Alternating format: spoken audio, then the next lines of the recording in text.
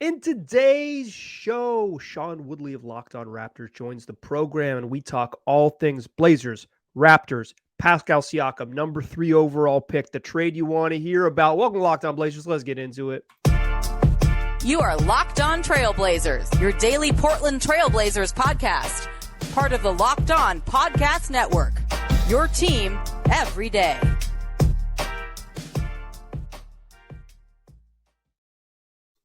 What up, world? It's your past first point guard and Trailblazers reporter, Mike Richmond. You are listening to another episode of Locked On Blazers, part of the Locked On Podcast Network, available wherever you get podcasts and also on YouTube. Thanks for making this show your first listen. It's Locked On Blazers, your team every day. Today's show's a fun one.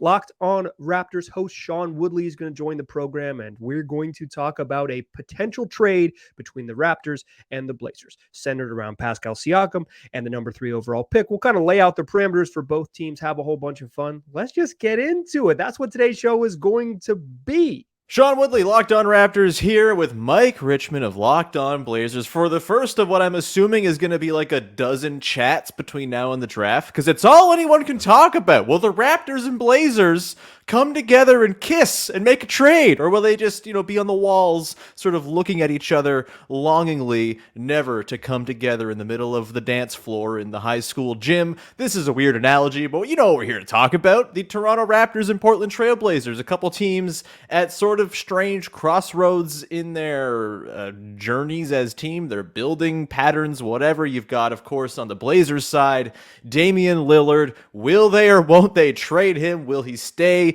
with the Blazers as he has said he wants to do? Will the Blazers try to build a better team around him by trading the number 3 overall pick after moving up in the draft? The Raptors, of course, disappointing season.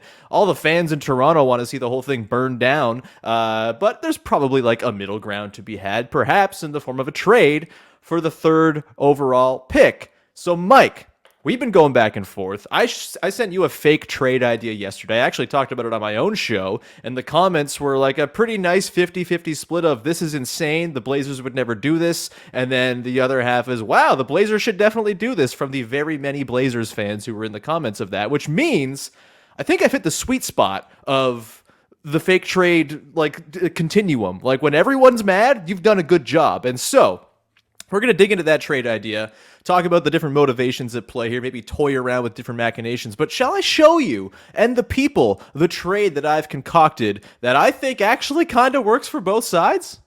Yeah, I want to be clear that Sean sent me this trade, and I text him back, this is a bad trade. Let's talk about it. So let's do it. Show him the bad trade if you're on YouTube, and then talk us through it, Sean.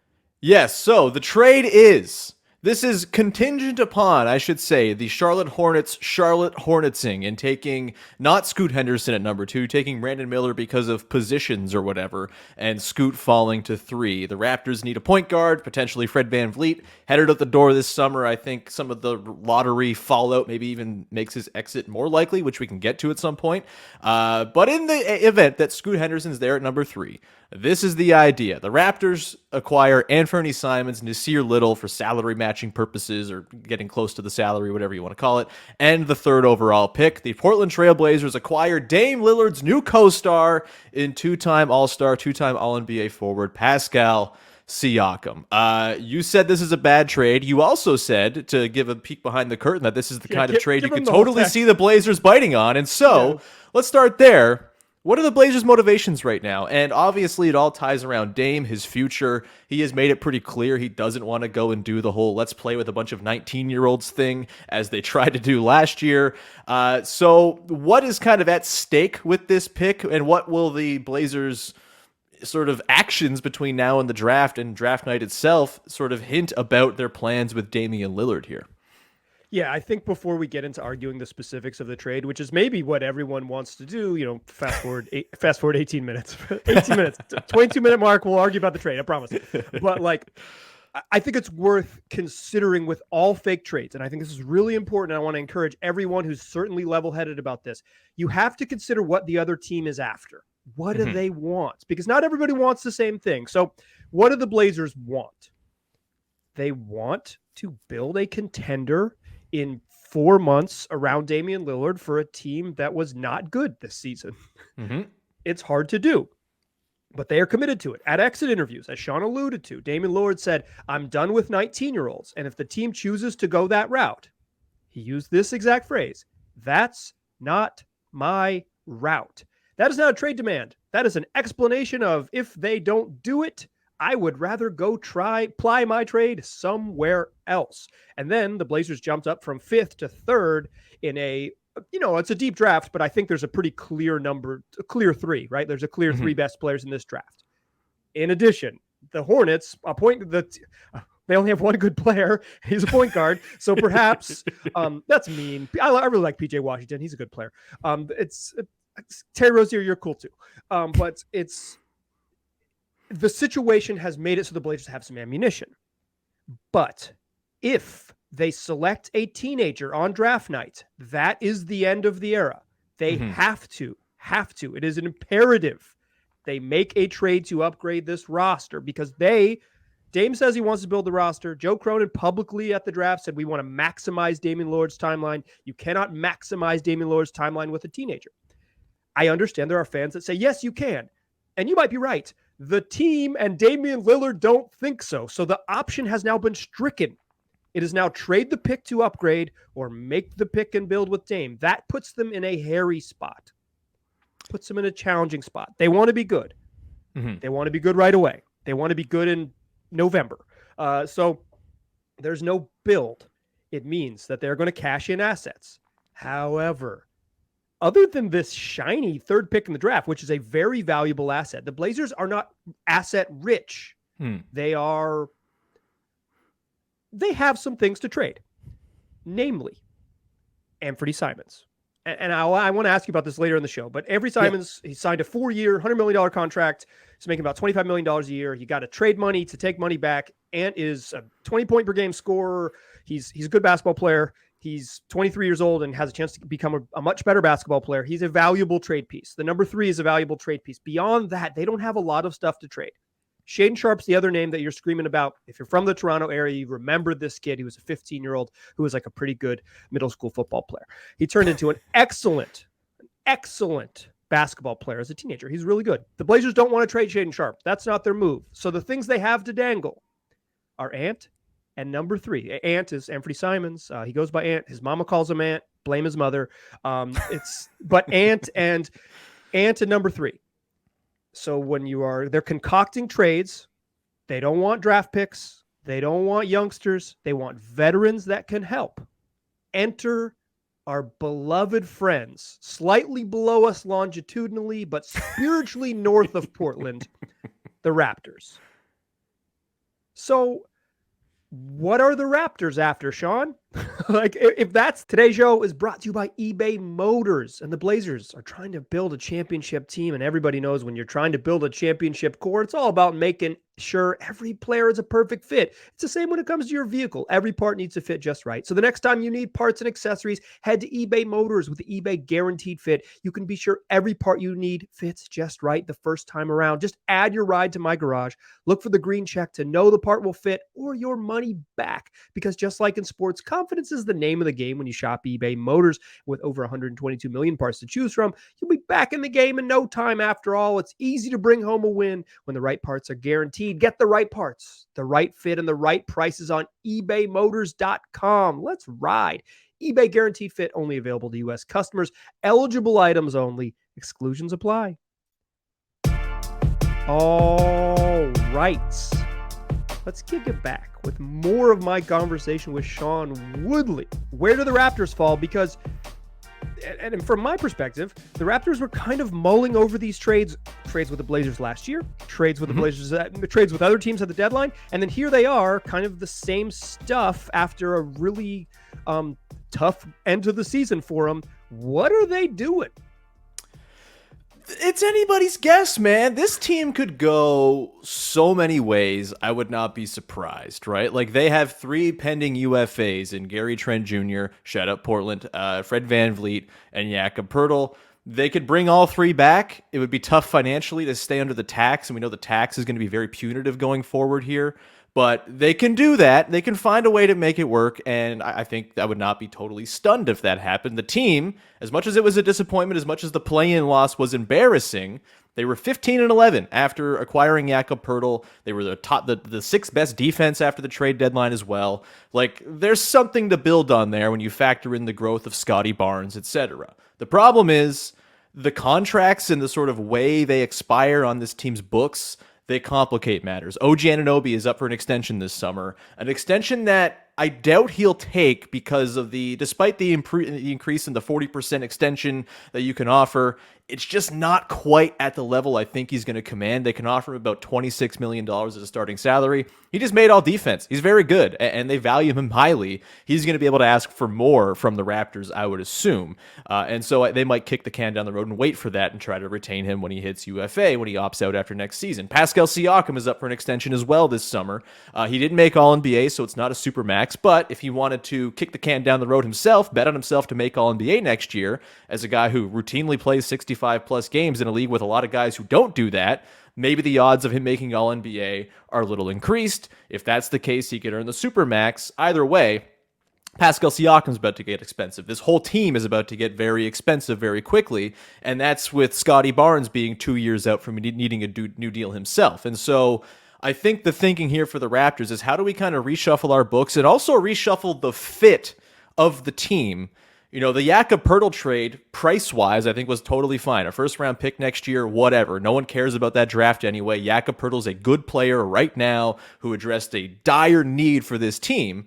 And so you make your peace with the cost, but bringing in Jakob Poeltl, a guy who doesn't shoot, pairing him in a front court with Pascal Siakam and Scotty Barnes, who I think on their own work together, but with a third non-shooter in the front court, it gets a little more gummy, a little more tricky to work out. I could see them looking at Pascal Siakam as like the way that they kind of get themselves out of the corner they're kind of painted into. And look, I don't think the corner they're in is like all that undesirable compared to sort of the way it's being painted.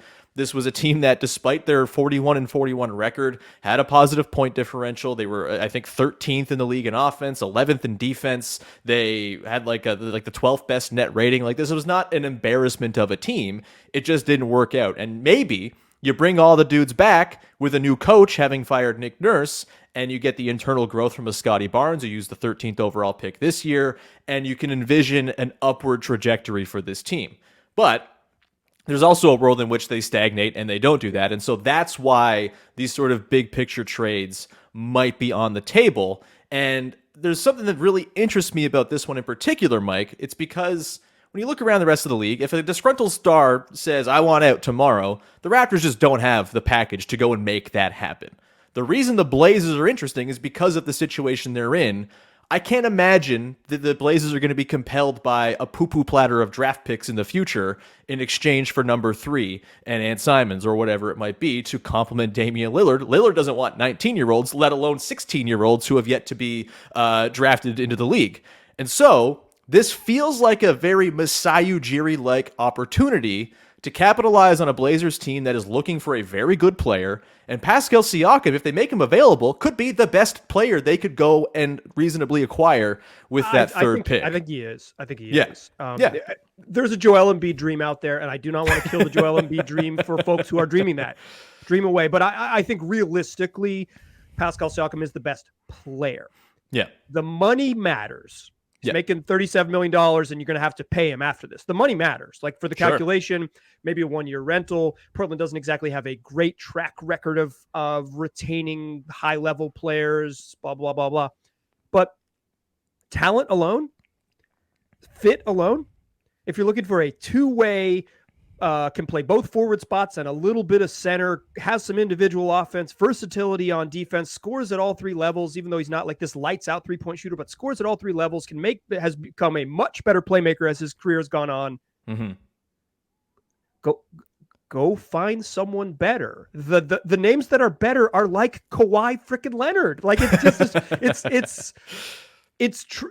Pascal Siakam is not perfect, and I don't mean to paint him as such, and I don't think he's like an MVP candidate type of player, but in terms of like what the Blazers need and what NBA teams covet and who's available this summer, the list is short and he's at the top of it, in my personal opinion. Yeah, and I mean, you know, I know some people will say, oh, Mikal Bridges, like, he's better. No, I mean, let's see him do it for more than 20 games on a bad team and throw maybe more than 2 assists a game. Like, they're different players. He's appealing because of 3 years left on his deal and he's a little bit younger. It's just a different thing. So like you could argue, hey, I would pay more for that. Yeah. But to use a phrase, in a vacuum, Pascal Siakam is a better basketball player. It doesn't always mean that what teams want is different, but I think as a raw, better basketball player. You mentioned the money with the Raptors. Is there... Obviously, you get way cheaper with Anfernee Simons and the pick. Not way cheaper, but cheaper. You get cheaper with Anfernee Simons and the pick. And we can get into the specifics of that momentarily. But how much is it, do you think they will be compelled to not go deep into the tax? Because it would be weird. Maybe not wrong, but it would be weird to quadruple down on this particular team because of... They should have been better last year. Maybe like 4 wins better. Maybe like they should have won 45 games and it would feel different, but they didn't. And then they didn't win in the playoffs. Like it would be, how much do you think the money is a motivator for Toronto? So like the franchise itself has like endless money. It's run by like the 2 big telecom companies who own all of Canada basically. So like there's no issue on like, would they go into the tax? It's not like they're a small market team with a cheap owner. Like they could do it, but I think the better question is like, is it wise, team building wise, to go into the tax? And I don't think it is right now for the team. We know that this summer, the new CBA is going to bring in all these punitive penalties, not just for teams that are in the second apron, but like also within the tax itself. Like it's going to be very difficult. There's repeater penalties you got to worry about. And I don't think they're at the time in their life cycle as a team where they can be like, all right, let's just go start paying the tax now. We'll worry about repeater taxes in a couple of years. You want to push that off as far as you can until you're actually in the peak of that competitive window so you can really maximize it and not get burned by all the downsides of being in the tax. And so, yeah, I would be pretty stunned if they go into next year and pay the tax. Like they might go into the season like slightly over, but you can get under by the end of the year and all of that. Like maybe that's what they do and try to figure this out. But ultimately, yeah, it's a big consideration, and they've made their lives way more difficult by inviting an extra unrestricted free agent to the party in Jakob Poeltl, where they already had a full house of unrestricted free agents. And so that's why, anything that saves them some money. And that fake trade I rolled out there, it does save them like $7.5 million with Nas Little coming in as well to sort of make things equal on both sides. But any little bit of extra money they can save to sign Jakob Poeltl, to potentially sign Fred VanVleet or Gary Trent Jr., that'll be valuable. And even more so, it's about saving the money down the line for OG, Scotty Barnes, Precious Achiuwa if he is in line for a new contract in a year's time, and then, of course, whomever they take in the first round this year, and maybe whoever they take with the 3rd overall pick if they can pull this thing off. Like, they've got a lot of things to line up down the line, and right now their books are very muddled. I do think, though, their big crunch comes more next summer than this year, and they can make it work and sort of run it back as it were this year for the most part. Maybe they let Gary walk, but they can still stay under the tax and then figure it out later with their guys retained over the course of next year if they want to do at that. some point, but there might not be an appetite for that. Though. At some point, they get squeezed because it's like next summer. If everyone knows that OG is going to walk or demand money, then when you get to February at the trade deadline, it's like, hey, remember when we were offering you multiple first-round picks? How about 28? How about the 28th pick in the draft? And it's like, crap. I guess it's like either we have to do it and we screwed up, or no, we're going to stubbornly, go win a playoff series and try to convince them to stay there. Sure.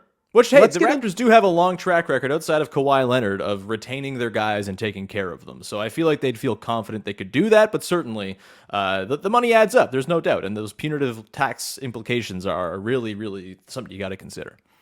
You want to get into the specifics of this trade? Let's get to the table and start haggling. It's time. Sure.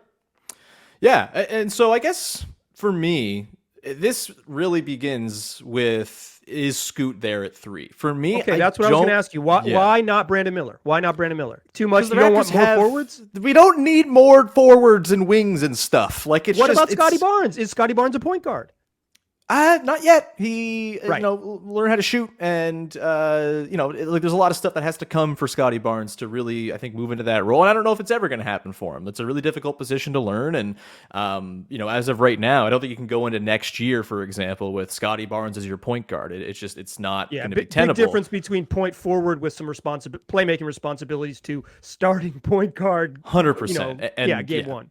That's why Fred VanVleet's so important on this team, and it's why if Fred's going to be walking, which I actually think the chances of that are increased after the lottery, I'm looking at the Spurs with all their cap space and a whole team of like infants. And like, what a perfect sort of shepherd for the next era Fred VanVleet could be for that team. And I'm a little worried about that. There's the Magic and all these other teams who have kind of been tossed around as potential landing spots. And so there's a real flight risk with Fred. And so that's why the Simons thing is really intriguing as like a replacement for those skills, because this team can't go into next year with a pick out the door in the first round next year, top 6 protected, and not have a legitimate point guard with point guard skills and some shooting available. And so Simons might be able to scratch that itch, if you will. Yeah. What's the perception in Toronto of Anfernee Simons' value? In Portland, I will say that I'm probably among Portland media members, one of the lower guys on Anfernee Simons. And even then, I believe him to be very good. Even then, I think some people think he's like, has multiple all-star potential. And certainly the numbers, I will say this, if you look up at just his numbers with Dame off the court, he looks like a starting NBA guard. Like he looks like a very good starting point guard. What is your perception of him? Someone who has not spent a lot of time being told that Anfernee Simons is the future. See, I like Simons. I'm probably like you, a little bit lower on him than consensus, because I do fear like the defense is just never going to come around for a guy of his size. And like that's important. That said, plenty of teams get by with not great, point guard defense or defense at the guard position, and they can overcome it. And with the Raptors' length, with having OG and Jakob Poeltl there and Scotty Barnes as he kind of refines his defensive sort of role and what he does best, like, yeah, you could probably survive it with Ant Simons, no problem, as your sort of biggest defensive liability. I ultimately think you don't want him to be like your only guard, right? Like, which could be the case for the Raptors. This is a team that has had like exactly one guard for the last couple seasons. And so, I think erasure. Yeah, try learning to dribble first. Then we can call you a guard. But no, when it comes to with Simons, yeah, like I think his skill set is attractive to this team because this team doesn't have any of what he does. Ultimately, I think the real hook of this trade is the third pick if Scoot's available there. And maybe the Raptors talk themselves into Brandon Miller being a better fit. He's a better three-point shooter. Maybe they want to go down that road again. But ultimately, for me, unless it's Scoot, I'm not into it because, Brandon Miller, what's his upside as an NBA player? If we're just talking likely outcomes, it's probably a couple-time All-NBA, maybe a couple-time All-Star. You have one of those on your team who you can just sign for the next 5 years, and I would rather do that. The money's different. The money's different. Yeah, for sure. Yeah, and it resets the timeline. And if you believe in Ant as a point guard, I think you could say, okay, we're getting one point guard, but not the generational, not the whatever the comps are for Scoot, which is like Derrick Rose mixed with Russell Westbrook on, something unfair, unfair way to talk about a teenager. Muscles. But he might be really, really, really good. And I think the smart draft people think he's going to be really, really good. So, before let me haggle on my behalf. One, I don't want to include Nazir Little in the trade. I don't want to include Nas because I being like representative of the Trailblazers, not myself, I don't care. They can do whatever they want.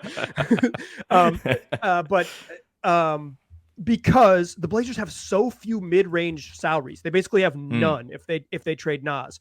And so then the only other trade piece they would have is Yusuf Nurkic, and he's hard to deal. One, he's maybe a negative value asset. He's not terrible, but he's just like, people don't want to pay centers $18 million for like a average to slightly above average, slightly below average, depending on which day you get with Nurk. So I'd really like for my team building purposes to not include Nas, because Nas plus Nurk gets you to that 23, 24, $25 million range, which gets you a second trade down the line.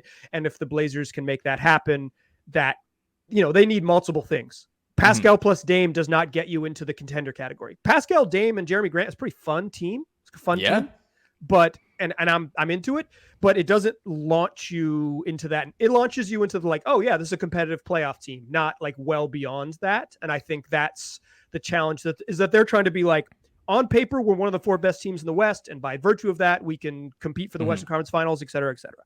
So they need ammo to do multiple things. So I would. And you're going to say no to this, but let me hear me out here. Yeah, please If lay it on me. Please lay your terrible idea on me. Yeah, listen, this is what fake trades are, right? So if I'm the Blazers, I am looking for teams with multiple picks. The most obvious suitor would be the Orlando Magic. They've got 6 and 11 by virtue of the Nikola Vucevic trade. Well done by the Magic. So if the Blazers were to send 3 and stuff for 6 and 11, if the Raptors were to get back 6, would this be totally off the table for you? Say the trade is like 6, the 23rd pick in the draft, Anfernee Simons for Pascal Siakam. Are you just hanging up the phone? Probably, yeah, because I think you got to get a blue chipper if you're giving up Pascal. He's a franchise player. He's the face of the team. Like, he's been the best player on the team for years now. Like, you're not just giving him up for, a sort of middling first round lottery pick, right? And that's not to say that you won't get someone good at 6, but you won't get Scoot Henderson or even Brandon Miller there. And, our pal Rafael Barlow from Locked On NBA Big Board was on Locked On Raptors last week, and he kind of told me, like, 6 through 14 is all kind of the same. Like, it just is going to be preference and whatnot. And that's one draft expert's opinion, but it's a very good draft expert's opinion. I trust him. Yeah, he's really good. Ultimately, I kind of agree with that. How often do we see in NBA drafts, you get into that sort of 5, 6 through the end of the lottery range, and you have no idea the order in which the best players are going to be taken. You get Devin Booker at 13, or Jalen Williams at 12, or Shai Gilgeous-Alexander at 13. It's listeners, go back and Google the 2015 NBA draft. It is wild. The 2015 lottery is wild. It's wild. I was talking with a friend last night. Shout out to Cameron Payne, last pick in the lottery. Raptors legend, Cameron Payne. Yeah, Raptors preseason legend, I guess. Never actually made an appearance, but that's fine. He'd be their second best guard right now if he was on the team. So I figured you would you'd say no to the 6 plus 23 because you want the blue chipper. What if I say this? If you don't trade Pascal now, the price is going to go down and you're going to end up with the same deal in a worse draft next year. Do you think there's a chance that the Raptors could get, not squeezed is not the wrong word, but a little bit anxious to make the move and value it? Do you think, I know Sean Woodley wouldn't, but do you think there's a world where the Raptors would? Honestly, the Raptors are not the type of team to be like coerced into making a move, and they will always default to they'll always default to, well, we'll just retain our guy and figure it out later. And so, yeah, paying Pascal Siakam's next contract will be expensive. I don't think it'll be like an albatross contract. He's 29 years old. He's not the type of player who's dependent on athleticism necessarily. Like, I think it's going to be a pretty graceful age curve for him because he's all craft. He's touch. He's spins. He's passing. Like, he's honestly similar to DeMar DeRozan in a lot of ways. Not just because they played for the Raptors, but just like the way they get their buckets, the way that they sort of apply their trade is very similar. And DeMar's aged wonderfully. And I think Pascal could do something very similar, especially if he can kind of recapture his early career 3-point shooting, which he was, 36, 37% for a couple of years there. And so, yeah, if they can't get a deal where they actually change the face of their team and set themselves up on a new trajectory with a Scotty Barnes plus Scoot Henderson. By the way, we got to do it for Scotty and Scoot and the Slam magazine covers that we'll have. Like, it's so beautiful. The 30 for 30 title just names itself. But if they can't get that sort of next guy to pair with Scotty Barnes to really set themselves up with a quick competitive window here, they'll just retain Pascal. They're under no obligation, and he's the kind of guy who has said he wants to be in Toronto. He's not agitating for a move, and hasn't done that publicly or anything like that. Fake. Loyalty is fake. As a chief loyalty expert here in the NBA, I'll tell you it's fake. Hey, look, it is the NBA. 100%. Yeah. Pascal could walk next summer, and like that would be very NBA of it to happen. But also, he's a guy the Raptors love. He's Masai Ujiri's guy. He has been their guy since they drafted him 27th overall and developed him into this 2-time All-NBA player. They'll be more than happy, I think, to retain him and figure out the other money stuff alongside him and Scotty Barnes later. And so if you can't get a deal right now that is like truly game-changing for you, I just think they'll say, you know what, we'll hang up the phone and have fun trading for Bradley Beal or whatever it is. Yeah, stop pitching me Bradley Beal. Okay. Damian Lillard playing next to another defensively light small guard who can score. This works, right? We've seen this work. They already have pizza rolls at home, okay? They already got them. They really do. I promise. So, do you think they're more likely to trade Pascal or OG this summer? It's fascinating. I think they should be less inclined to trade OG because I think he fits Scotty Barnes as like a teammate a lot better. And he fits any team. He shoots threes and is like one of the best defenders alive. There's a reason a lot of teams want this dude. He's really good. And he's the kind of player that every serious contender probably has. And you know, he is the kind of like last finishing piece for a lot of teams, I would assume. And so he's the kind of guy you trade and you regret it for 20 years because it's like, man, what if we had a guy like OG Anunoby every year for the next 20 years. There you go. With Pascal, I think it's probably a harder sort of decision just like emotionally because there's a lot more invested in him because he is the face of the team, because he's been the best player. But I do think he's the most likely one to get moved this offseason if there is going to be a big shakeup trade. And you could argue that that's the right move, just fit wise, you know, timeline wise. I'm not the kind of person who like really cares about timelines. Like the Raptors won a championship with like a 23-year-old Pascal Siakam, a 27-year-old Kawhi Leonard, and a 32-year-old Kyle Lowry, and a 95-year-old Marc Gasol. Like I don't feel like every team has to have all the same aged players necessarily, philosophically speaking. And I do think there's a world. Timeline only matters if you're bad. Exactly. That's what that means. Timeline. When people talk about timelines, they just mean this dude's 19 and he's not ready. That's what they mean. If you're ready at 19, bad.